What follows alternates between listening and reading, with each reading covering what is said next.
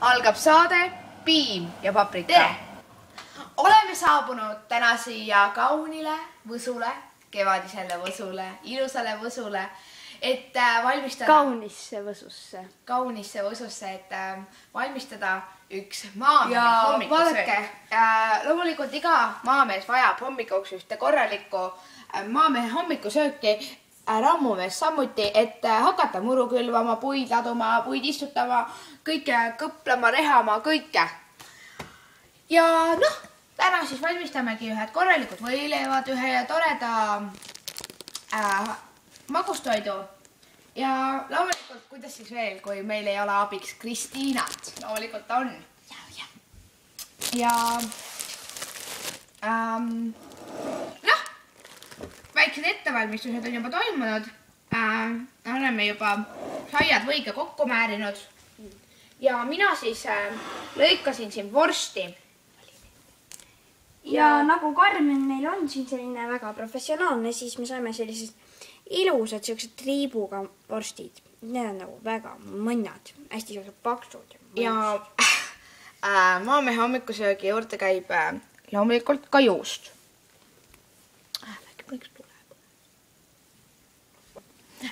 Ka juust. Ja täna siis võtsimegi maamehe hommikusöögi jaoks ühe atleedijuustu, et atleetidele see sobib hästi.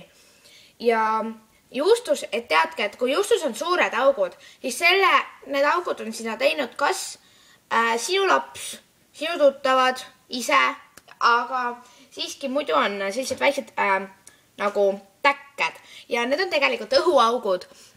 Ja Eesti sümboliks on just juba olnud ammusest ajast ja ürgajal juba inimesed sõid juustu, et saada seda rammu ja kitsejuust oli vanal ürgajal juba päris populaarne, kuid praegu on see kallis. Miks? Sellepärast, et kitsejuust oligi ju ürgajal populaarne, sellepärast on see kallis praegu. Ja see on tõesti Eesti sümbol juba pikast ajast ja vanasti võeti seda merele kaasa, kui mindi. Juust on tõesti üks ürgne asi, mis annab hinge täidab nagu mingi sellise elavusega.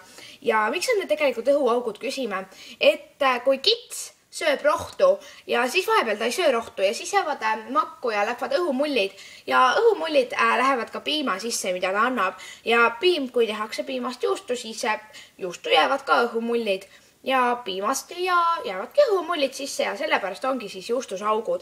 Et paljud teadlased ei oska sellele küsimusele vastata, kuid siiski õige professionaalne kokk siin Võsul oskab sellele küsimusele vastata. Ja mina hakkangi siis juustu viilutama. Ja tegelikult Kristiina teab just seda, kuidas viilutada seda juustu õigesti. Nii, alati tuleb juustu siis võtta ette.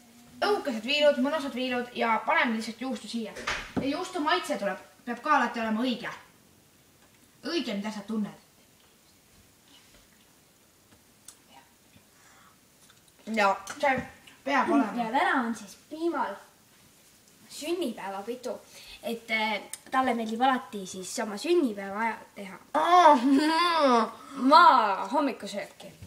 Ja mina olen tõesti, täna kingime teile erilise magustoidu koos tallerpalu. Ei, oota. Taarapõllu.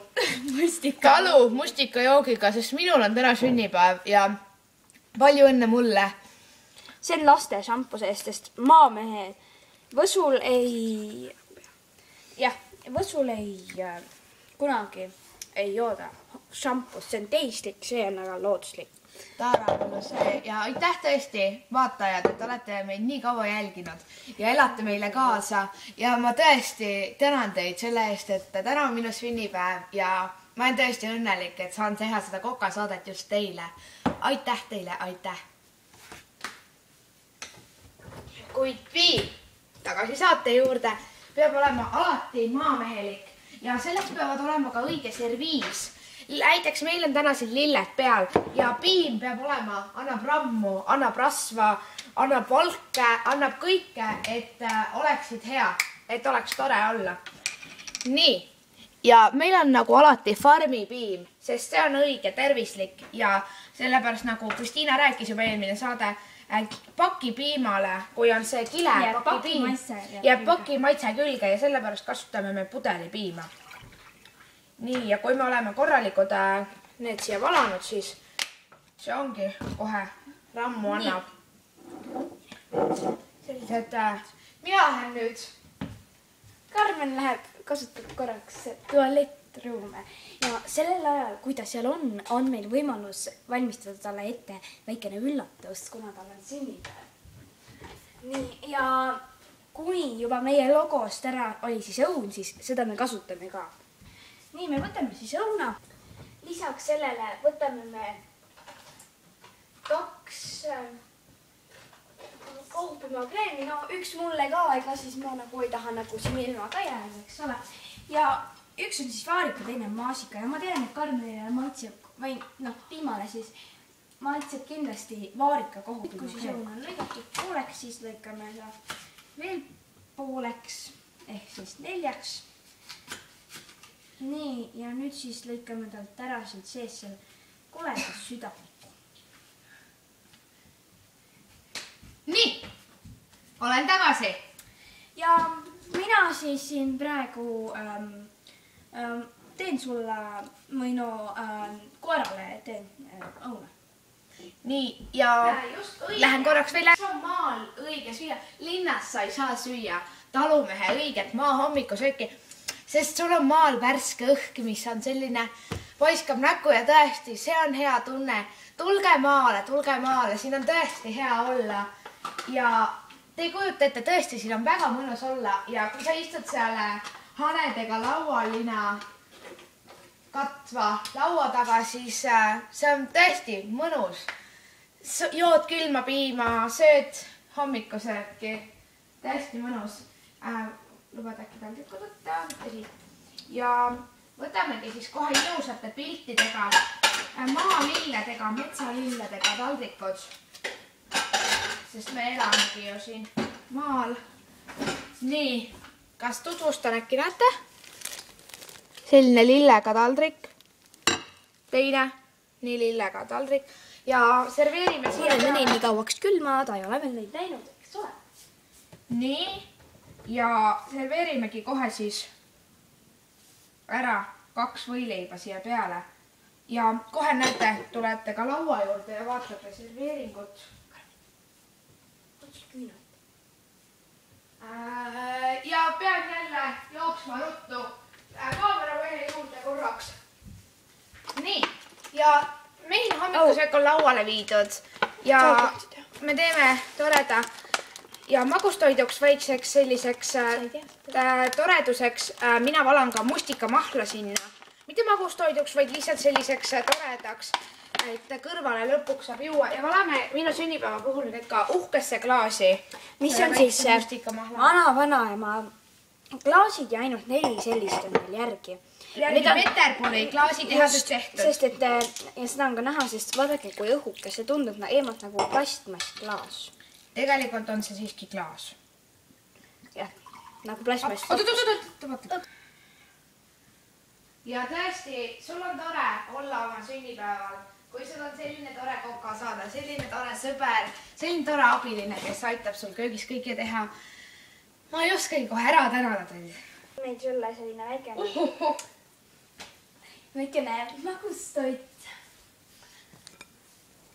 Maasika ja vaarikama ja sulle on siis vaarika ja mina siis maasika. Minu lemmik vaarika. Aitäh. Nii, võtta see. Kõnnime laua juurde. Oi, kas Kristiina saab ainult küünlaga? Aga palun. Nii, ja sünnipäevalaps peab ikka istuma otsas. Ja sellepärast me panemegi sinu asjad siia otsa. Oi, aitäh. Ja filmime siis ka lõpuks meie toidu. Maamehin ja hommikusöök, head isu koos, armsa sünnipäevaküünlaga. Sünnipäevaküünal põleb hommikune väike mustikamahl. Kõik kohupiim, tõesti super. Aitäh teile. Ja tänane saate küsimus oleks siis järgmine. Miks oli meie tänases saates pandud siis logosse õun? Mille jaoks või kelle jaoks oli? Aitäh! Ja vastake palun 2 sõnaga. üks siis kelle jaoks ja mis põhjusel siis tema jaoks. nii, ja vastata saate siis meie kodulehel piimjapaprika.blogspot.com. see on tõesti muutunud, kordan, piimjapaprika.blogspot.com.